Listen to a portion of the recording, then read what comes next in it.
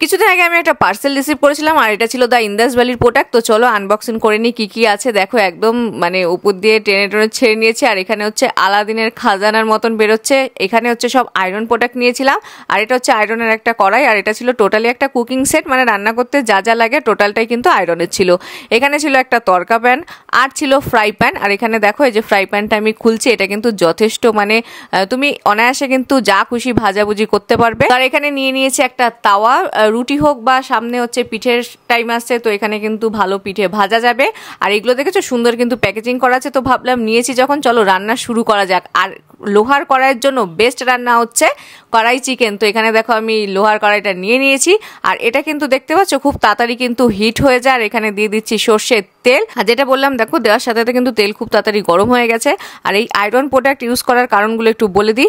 এই iron product কিন্তু 100% toxin free. আর এই লোহার জিনিসে রান্না করলে কিন্তু খাবার আরো টেস্টি হয়ে ওঠে, কারণ মা কাকিমারা কিন্তু আগে এই লোহার জিনিসে রান্না করতো। এটা কিন্তু ন্যাচারালি ননস্টিকি প্রোডাক্ট আর এতে কিন্তু কোনো রকম কেমিক্যাল, মানে এই প্রোডাক্ট তৈরিতে কিন্তু কোনো রকম কেমিক্যাল ইউজ করা নেই। তো চলো এবার রান্না বান্না স্টার্ট করে দিই। তোমরা কিন্তু কথাগুলো শুনতে শুনতে কিন্তু রান্না দেখতে ভুলো না, কারণ এর মধ্যে দিয়ে দিয়েছি ফোড়ন আর মাংসগুলো দিয়ে দিয়েছি।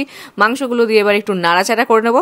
আর হ্যাঁ, তোমরা যদি এরকম ধরনের প্রোডাক্ট নিতে চাও তাহলে কিন্তু ডিসক্রিপশনে লিঙ্ক দেওয়া আছে। তোমরা কিন্তু আরেকটা অফার পাবে, যেটা হচ্ছে সম্রাশীল কুপন কোড যদি আমাদের ইউজ করো তাহলে কিন্তু 12% ডিসকাউন্ট পাবে।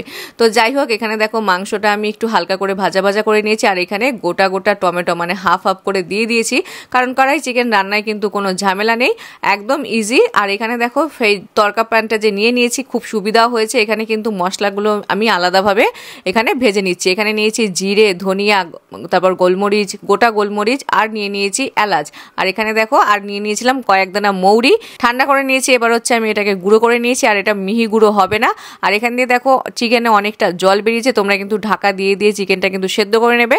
আর যখন টমেটোটা সেদ্ধ হয়ে যাবে, এরকম টমেটোর উপর দিয়ে যে খোসাটা বা স্কিনটা বলতে পারো, ওটা কিন্তু এমনি এরকম হাত দিয়ে তুলে ফেলতে পারো বা খুন্তির সাহায্যে কিন্তু এটা ফেলে দিতে পারো। তো যাই হোক, এবার হচ্ছে এইভাবে টমেটোগুলোকে ভালো করে স্কিনগুলোকে আলাদা করার পর টমেটোটাকে কিন্তু এরকম ভালো করে মিশিয়ে নিতে হবে। পারলে একটু খুন্তি দিয়েও কিন্তু তোমরা নেড়ে চেড়ে টমেটোটাকে সেদ্ধ করে মানে গলিয়ে নিতে পারো।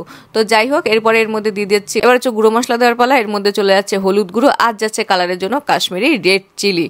ব্যাস এই হচ্ছে যাবে মশলা। এবার ভালো করে একটু নেড়ে চেড়ে নেবো। আর যাচ্ছে আদা রসুন বাটা। তো এখানে আদা রসুন বাটা আমি দিয়ে দিয়েছি।